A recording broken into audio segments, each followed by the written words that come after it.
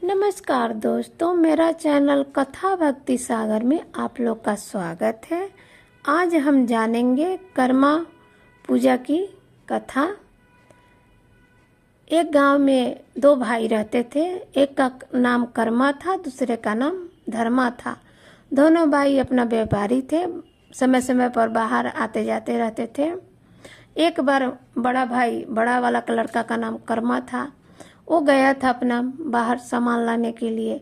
तो छोटा वाला लड़का क्या किया कि अपना खूब धूमधाम से उत्सव मनाया, भोजन पकाया, सब किया।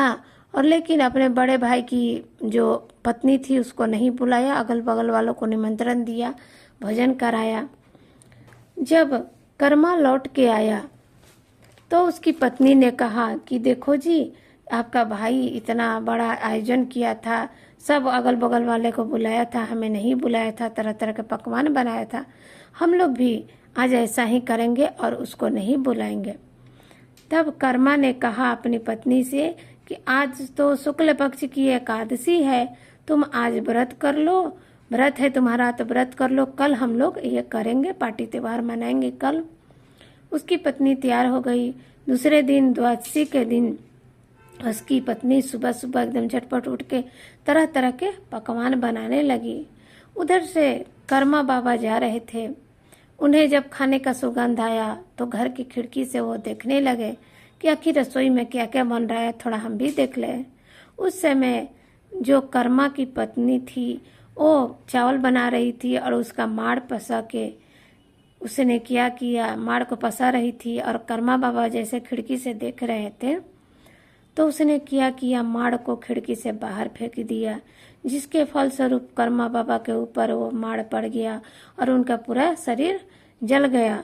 अब वो बिल्कुल क्रोधित हो गए और उन्होंने श्राप दे दिया कि तुम्हारे घर लक्ष्मी नष्ट हो जाए और पापी का वास हो जाए।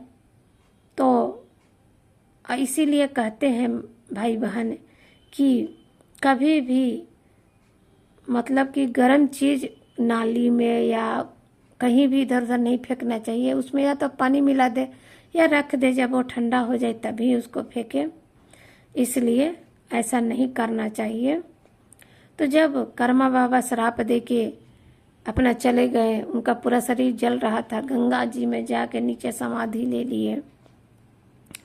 इधर क्या हुआ कि कर्मा के घर में धीरे धीरे लक्ष्मी समाप्त होने लगी, पाप का नाश होने लगा, विनाश आ गया। ऐसा कुछ समय हुआ कि घर बधार खेत सब बिक गया। वो लोग खाने खाने को तरस गए, दूसरे के घर खेत में मजदूरी करने लगे। एक दिन कर्मा ने कहा अपने भाई धर्मा से कि भाई देखो, मैं इधर उधर जाके मजदूरी करूँगा, मेरा तो हालत बहुत ख़राब है, इधर उधर जाके मजदूरी करूँगा तो लोग हंसेंगे, इसलिए मैं तुम्हारे खेत में ही आके मजदूरी करूँगा।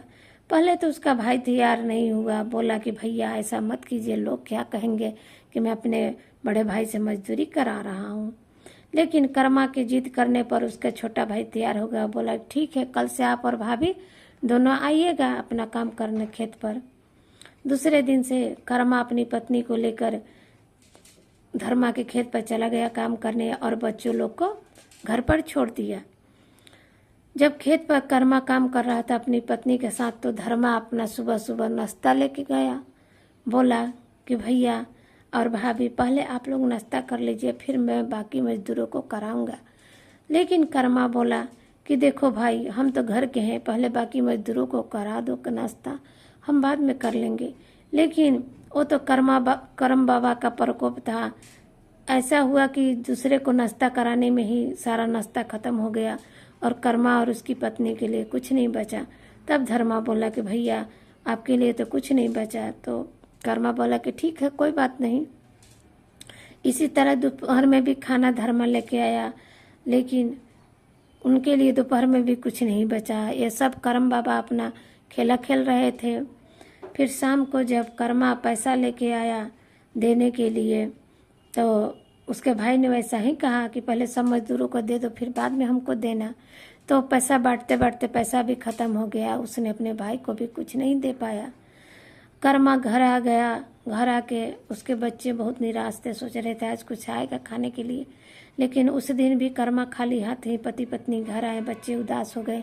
रात को ऐसे ही सब सो गए पानी पी के।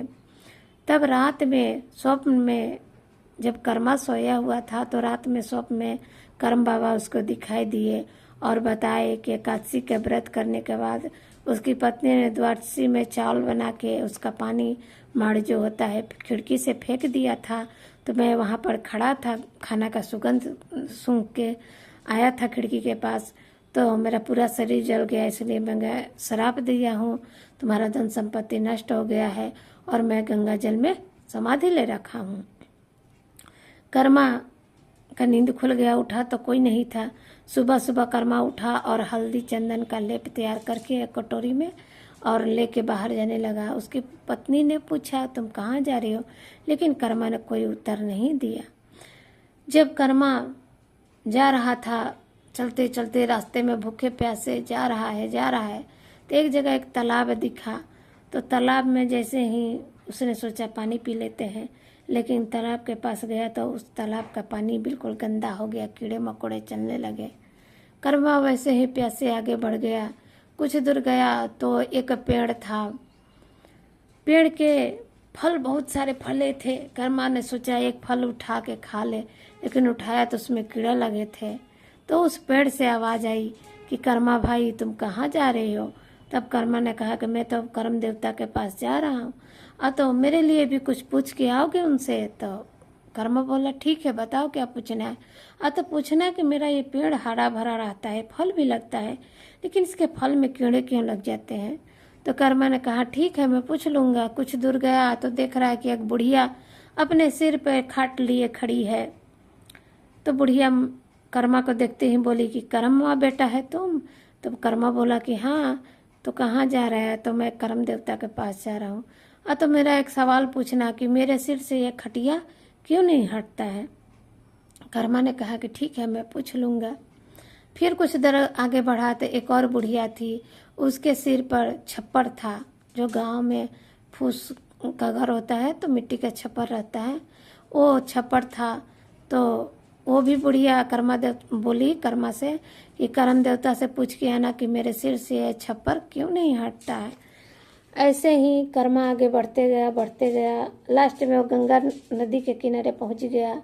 वहाँ उसने बहुत आवाज़ लगाई कर्म देवता को, हाथ पैर जोड़े, माफ़ी मांगे, लेकिन कर्म देवता बाहर नहीं आए। फिर उसने क्या किया कर्मा ने कि गंगा जी में अंदर घुस गया। जाते गया बढ़ते गया तब देखा एक जगह कर्म देवता समाधि लेके बैठे थे।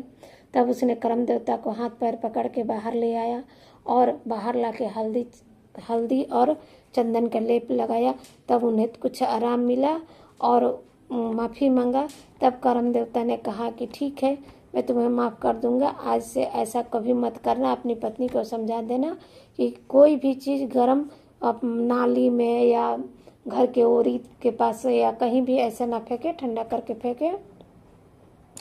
तब उसने कहा कि अच्छा जब मैं आ रहा था तो एक तालाब था, तो तालाब में जब मैं पानी पीने गया तो वो तालाब सूख गया, ऐसा क्यों हुआ। तब कर्म बाबा बोले कि देखो वो तालाब जो था बहुत घमंडी था। वो सोचता था कि मेरे तालाब से ही सब लोग पानी पीते हैं, ये करते हैं वो करते हैं। जब भी उसके पास कोई पानी पीने जाता तो सूख जाता था, इसलिए उसका पानी गंदा हो गया। तो वो कैसे ठीक होगा। तो कर्म बाबा बोले कि वो अगर मन में प्रण कर ले कि मैं आज से मनुष्य को, पशु पक्षी को, सबको अपने स्वच्छ मन से पानी दूंगा, तो खुद उसके पानी स्वच्छ हो जाएगा। उसके बाद फिर कर्मा ने पूछा कि अच्छा बाबा ये बताइए, मैं आ रहा था तो एक पेड़ लगा था, उस पर बहुत सारे फल थे, लेकिन उसके फल में कीड़े पड़े थे। तब उसने कहा कि देखो पहले वो मादा थी, पूर्व जन्म में वो एक औरत थी, मादा थी। तो जो भी आदमी प्रसाद वगैरह चढ़ाता था वो चुपचाप जो फल होता था चोरी करके ले जाती थी, अपने बच्चे को खिला देती थी। इस कारण अगले जन्म में उसका पेड़ में जन्म हुआ और उसका फल ऐसा हो गया कि कोई उसके फल को छूता है ना खाता है। अगर वो मन में प्रण कर ले कि मैं स्वच्छ मन से सबकी सेवा करूंगी और तब उसका फल ठीक हो जाएगा। तो उसने कहा कि ठीक है। उसके बाद कहा कि एक बुढ़िया भी थी, उस बूढ़ी माता ने मुझसे पूछा है कि उनके सिर पर खाट है तो खाट क्यों नहीं हटता है। तब करम बाबा बोले कि देखो, उस बुढ़िया जब वो जवान थी, नहीं थी, तो उसका बेड बिस्तर एकदम चमचम करते रहती थी, अपने बेड पर किसी को बैठने नहीं देती थी, मरते मरते समय भी वो किसी को नहीं बैठने देती थी, इसीलिए उसके सिर पर वो खाट अभी तक पड़ा हुआ है। अगर वो मन स्वच्छ मन से निर्णय ले ले कि मैं आज से ऐसा नहीं करूँगी, मेरा मन स्वच्छ हो गया है, मेरे बेड बिस्तर पर कोई भी बैठ सकता है, सूत सकता है, तो उसके सिर से खाट हट जाएगा। और उसके बाद फिर लास्ट वाली बुढ़िया के बारे में पूछा कि बाबा, एक और बूढ़ी माता थी, तो उनके सिर पर छप्पर था, तो छप्पर क्यों नहीं हट रहा है? तब करम बाबा बोले कि देखो, वो बुढ़िया बहुत दुष्ट थी, पहले अपने जितने संपत्ति था गठरी बांध के रखती थी, ना अपने बेटे बहू पोते नाती को किसी को कुछ नहीं दी, मरते मर गई, लेकिन किसी को कुछ नहीं दिया, इस कारण उसके सिर पर हरदम छप्पर रहता है। तब उसने पूछा कि अच्छा कैसे हटेगा? तो अपने स्वच्छ मन से कह दे कि मैं अपनी संपत्ति सबको वापस कर रही हूँ, बेटे बहू को दान कर रही हूँ, तो उसके सिर से छप्पर हट जाएगा।